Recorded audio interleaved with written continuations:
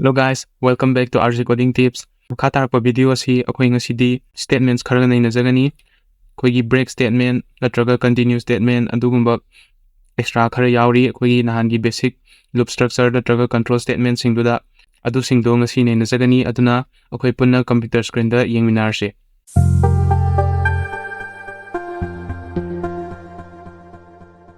The file semjage pivot 09 da akhoi na an ngasi yengdoise break statement. Break statement hai taragadi akhoi na nahanmu loop sinagi ko loop sinaraga akhoi na repetitive tasks ama tahangi adubu akhoi na karigumba loop to akhoi na loheninge natraga break tawninge habadi kathatna ninge natraga akhoi gi force stop tahaninge hai taragadi break statement se sinagane ba ko magi break haibo magi keyword khitang sinagadoni atai kem sinaroi ba ko adu maje loop manung da sinagani aduga for loop kumba while loop kumba adu kumba da sinagani atai mafam da sina taragadi error tholakane ba aduna break statement jina akhoi da kai kanaba kya ba matam da akhoi na program je loop siu gi manung da hajan run tole taragadi akhoi gi memory si je sabe ai natraga adugumba ram gi storage to kandana bagi damak akhoi na break statement si sinagane ba ko aduna break statement ama akhoi na sigi khangna bagi damak example ama lor yengse sidai sida I equal to 1 hai I je 1 pisale si makhada while nahan gi do akhoi na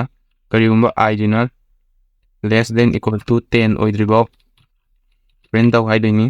I je print out re aduga and the space pire aduga si sida I je sum print out pasida koina karigumba 10 box se print out haningdreba 5 tele thoning nganje ba ko adu if karigumba I je na 5 ka mana taragadi sigi se mayam assignments nate ko sigi se ko equality duni ko karigumba I je na 5 ka mana taragadi break to tho haidini ba ko aduna tragana mahana dribokti I je I plus 1 je sum tafsalo haidini tuga sida print out mani new line ge sigi se nahana khona tam gi baduni escape sequence do aduga sida the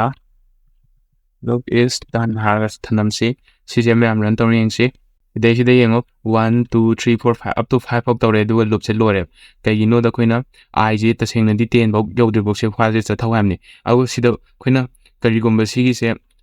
while je tawre sum true oina sum repetitive task 1 2 3 je break tar kadaini haidi 1 I je da 1 gi value je sum apcha la print tawjar pani adubu akoina sidai sida karigomba 5 ka mana taragadi break taw go na haimne ko aduna sigi se akoina ayama sumaina sigi loop manu da sinagane karigomba se akoina break se faida thamma je ba ko dai taragadi kai thona kadagi ingsi run taw kanda sidai sida to hare to man syntax error break outside loop ki mapanda leire eba duna si break statement se sidi hoina loop ki manung da sinagani si jema leire bang khangbi ko duga sigi sima akoina break ki simple structure doni break ki mathang da continue statement haiba ma lagi okay sigi continue statement use amana na kai example yenga khangmina si sidai sida continue statement ji break statement ka chama nei ma ha so khoi loop ki manung da dum sinaga doini atopa jaga da sina ba yaroi ba aduna continue statement se ma jene kai dawge da khoina program ma irakpa kanda karigumba condition am pirami ba condition do mana chumme hai taraga di skip to thoki bai tare koi makha ta na dum tawgi de ba haidi magi masha do di thabuk tu di tawramaro habi skip tawraga atai lemhori ba do di continue tawgi doini ko sidai sida continue statement ki example oina yengsi the for loop sinu jage for I in range hai aduga 1 dagina 11 bogo nahana koina n plus 1 tawi baduni sigi se kari guma for loop while loop kumba gyan tabi ta taragadi mamangi video sing adu yeng biu haina ina haijari adu reconsider taw taragadi amukena gyan tagani haina khanje aduna sigi for loop se sinare aduga sigi sita koina kari gumba sidadi condition ana pi da ya roi bako kari gumba condition pi da taragadi ngasai print hana tawrakadoini na print oina tawrani du condition do ina check tawrde aduna sadugi kitang asoiba malakani duna sigi se condition hana check tawrni condition check tawraba matungda I je 5 ka mana taragadi continue skip tawbi go ko skip tawrni duga sengna khoina tawgada print to di kaino print tawgadu se I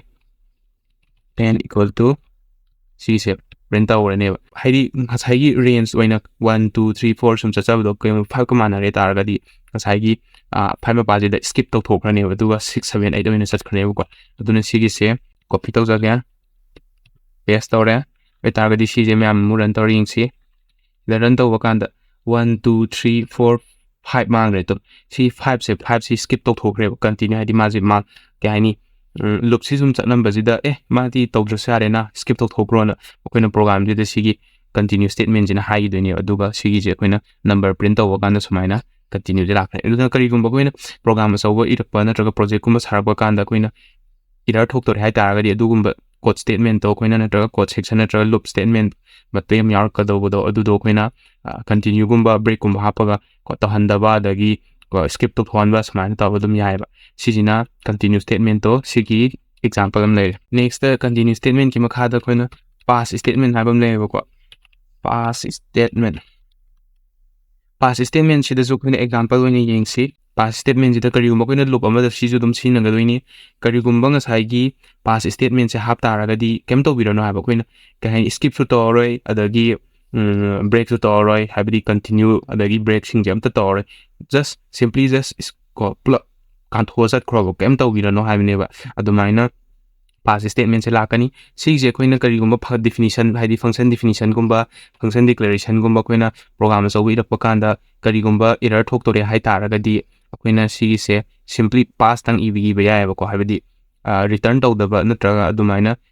ꯀꯔꯤꯒꯨꯝꯕ code section ꯏꯅꯤꯡꯉꯥꯏ ꯂꯩꯇ꯭ꯔꯒꯗꯤ ꯑꯩꯈꯣꯏꯅ simply pass ꯇꯧꯍꯟꯕꯤꯒꯗꯣꯏꯅꯦꯕꯀꯣ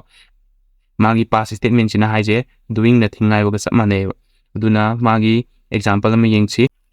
four ꯍꯥꯞꯀꯦ ꯑꯗꯨꯒ letter ꯏꯟ ꯁꯤꯗꯩꯁꯤꯗ ꯑꯩꯈꯣꯏ ꯁ꯭ꯇ꯭ꯔꯤꯡ ꯑꯃ ꯄꯤꯁꯤ hello ꯍꯥꯏꯔꯤꯕ ꯁ꯭ꯇ꯭ꯔꯤꯡꯁꯦ ꯁꯤꯗꯩꯁꯤꯗ ꯑꯩꯈꯣꯏꯅ ꯌꯥꯎꯔꯤꯕ ꯂꯦꯇꯔꯈꯩꯁꯦ ꯑꯦꯛꯁꯦꯁ ꯇꯧꯁꯦꯕ ꯑꯗꯨꯒ ꯁꯤꯝꯄ꯭ꯂꯤ ꯄꯥꯁ ꯇꯧꯈꯤꯁꯦꯕꯀꯣ ꯑꯗꯨ ꯑꯣꯏ ꯇꯥꯔꯒꯗꯤ ꯁꯤꯗꯩꯁꯤꯗ ꯑꯩꯈꯣꯏꯅ ꯄ꯭ꯔꯤꯟꯠ ꯍꯥꯏꯔꯒ ꯁꯤꯒꯤꯁꯦ ꯃꯇꯦꯛꯁꯦ ꯑꯩꯈꯣꯏ ꯁꯤꯗ ꯍꯥꯞꯄꯤꯔꯝꯒꯗꯣꯏꯅꯦꯕ ꯀꯃꯥꯏꯅ ꯍꯥꯞꯁꯤꯒꯦ ꯄ꯭ꯔꯤꯟꯠ ꯍꯥꯏꯔꯦ ꯑꯗꯨꯒ ꯁꯤꯗꯩꯁꯤꯗ ꯂꯦꯇꯔ ꯍꯥꯏꯔꯁꯦ ꯑꯗꯨꯒ ꯑꯦꯟꯍꯥꯞꯄꯒ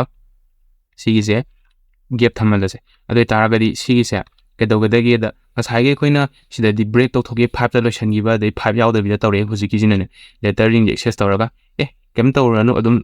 ꯄ꯭ꯔꯤꯟꯠ ꯇꯧꯕꯤꯈ꯭ꯔꯣ ꯍꯥꯏꯕꯒꯤ ꯃꯑꯣꯡꯗꯅꯦꯕ ꯑꯗꯨꯒ ꯁꯤꯗꯩꯁꯤꯗ ꯑꯩꯈꯣꯏ ꯉꯁꯥꯏ ꯑꯗꯨꯃꯥꯏꯅ ꯀꯣꯄꯤ ꯇꯧꯒꯦ ꯑꯗꯨꯒ ꯁꯤꯗꯩꯁꯤꯗ ꯄꯦꯁ ꯇꯧꯒꯦ ꯁꯤꯁꯦ ꯔꯟ ꯇꯧꯔ ꯌꯦꯡꯁꯤ ꯁꯤꯗꯩꯁꯤꯗ ꯃꯥꯅ ꯍꯥꯏꯗꯣ ꯍꯦꯜꯂꯣꯗꯤ ꯑꯗꯨꯝ ꯄ꯭ꯔꯤꯟꯠ ꯇꯧꯔꯛꯑꯦꯕ ꯗ ꯂꯨꯞ ꯏꯁ ꯗꯟ ꯑꯗꯨꯒ ꯂꯨꯞꯁꯦ ꯂꯣꯏꯔꯦ ꯑꯗꯣ ꯀꯩꯒꯨꯝꯕ ꯑꯩꯈꯣꯏꯅ ꯁꯤꯒꯤꯁꯦ ꯀꯩꯝ ꯍꯥꯞꯇ꯭ꯔꯒꯁꯨ ꯁꯨꯃꯥꯏꯅ ꯇꯧꯕ ꯑꯗꯨ ꯇꯥꯔꯒꯗꯤ ꯁꯤ ꯂꯥꯜꯂꯣꯏꯕꯀꯣ ꯀꯩꯁꯨꯝ ꯀꯥꯏꯔꯣꯏꯕ ꯁꯤꯗ ꯌꯦꯡꯁꯤ ꯗ ꯂꯨꯞ ꯏꯁ ꯗꯟ ꯍꯥꯏ ꯀꯩꯝꯐꯥꯎ ꯍꯦꯛ ꯄ꯭ꯔꯤꯟꯠ ꯇꯧꯔꯛꯇꯦ ꯄꯥꯁ ꯇꯧꯊꯣꯛꯑ ꯇꯣꯛꯈ꯭ꯔꯦꯕ ꯁꯤꯅꯤꯀꯣ ꯃꯌꯥꯝ ꯁꯨꯃꯥꯏꯅ ꯑꯩꯈꯣꯏꯅ ꯁꯤꯒꯤ ꯄꯥꯁ ꯁ꯭ꯇꯦꯠꯃꯦꯟꯠꯁꯦ ꯁꯤꯖꯤꯟꯅꯒꯅꯤ ꯑꯗꯨꯅ ꯁꯤꯒꯤ ꯑꯩꯈꯣꯏꯒꯤ ꯄꯥꯁ ꯁ꯭ꯇꯦꯠꯃꯦꯟꯠ ꯑꯗꯒꯤ ꯀꯟꯇꯤꯅ꯭ꯌꯨ ꯁ꯭ꯇꯦꯠꯃꯦꯟꯠ ꯑꯗꯒꯤ ꯕ꯭ꯔꯦꯛ ꯁ꯭ꯇꯦꯠꯃꯦꯟꯠ ꯁꯤꯁꯤꯡꯁꯤꯒꯤ ꯗꯤꯐꯤꯅꯤꯁꯟꯒ ꯂꯣꯏꯅꯅ ꯃꯥꯒꯤ ꯗꯤꯐ꯭ꯔꯦꯟꯁ ꯀꯩꯀꯥ ꯑꯩ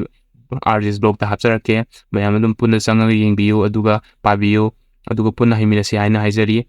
ꯚꯤꯗꯤꯑꯣꯁꯤ ꯀꯝꯗꯧꯕꯤꯕꯒꯦ ꯍꯥꯏꯕꯗꯨ ꯀꯃꯦꯟꯠꯇ ꯄꯨꯟꯅ ꯍꯥꯏꯕꯤꯔꯝꯃꯣ ꯃꯌꯥꯝ ꯚꯤꯗꯤꯑꯣꯁꯤꯕꯨ ꯅꯨꯡꯉꯥꯏꯕꯤꯔꯒꯗꯤ ꯂꯥꯏꯛ ꯁꯦꯌꯔ ꯇꯧꯕꯤꯔꯝꯃꯣ ꯑꯗꯨꯒ ꯁꯕꯁꯀ꯭राꯏꯕ ꯇꯧꯗꯕ ꯂꯩꯔꯒꯗꯤ ꯇꯧꯁꯟꯕꯤꯔꯝꯃो ꯑꯗꯨꯒ ꯐ꯭ꯔꯦꯟꯁꯤꯡꯗꯁꯨ ꯁꯦꯌꯔ ꯇꯧꯕꯤꯔꯝꯃꯣ ꯉꯁꯤꯒꯤ ꯑꯣꯏꯅꯗꯤ ꯁꯤꯒꯤ ꯏꯆꯝ ꯆꯝꯕ ꯁ꯭ꯇꯦꯠꯃꯦꯟꯠ ꯈꯔꯁꯤꯅ ꯑꯩꯈꯣꯏꯒꯤ ꯄꯥꯏꯊꯟꯒꯤ ꯕꯦꯁꯤꯛ ꯂꯨꯞ ꯁ꯭ꯇ꯭ꯔꯛꯆꯔꯁ ꯑꯗꯨꯒ ꯁ꯭ꯇꯦꯠꯃꯦꯟꯠꯁꯤꯡꯗꯣ ꯁꯤꯗ ꯂꯣꯏꯔꯦ ꯃꯈꯥ ꯇꯥꯔꯛꯄ ꯚꯤꯗꯤꯑꯣꯁꯤꯡꯗꯁꯨ ꯑꯅꯧ ꯄ꯭ꯔꯣꯖꯦꯛ ꯑꯗꯒꯤ ꯑꯅꯧꯕ ꯑꯦꯛꯁꯔꯁꯥꯏꯁ ꯀꯩꯀꯥ ꯄꯨꯟꯅ ꯍꯥꯞꯆꯔꯛꯀꯦ ꯃꯌꯥꯝ ꯄꯨꯟꯅ ꯌꯦꯡꯕꯤꯌꯨ ꯍꯥꯏꯅ ꯍꯥꯏꯖꯔꯤ ꯑꯗꯨꯅ ꯉꯁꯤꯒꯤ ꯑꯣꯏꯅꯗꯤ ꯚꯤꯗꯤꯑꯣꯁꯤ ꯃꯇꯥꯡ ꯁ꯭ꯋꯥꯏꯗ ꯇꯦꯟꯁꯤꯟꯖꯔꯒꯦ ꯃꯌꯥꯝ Thank you so much guys for watching and I will see you in the next video.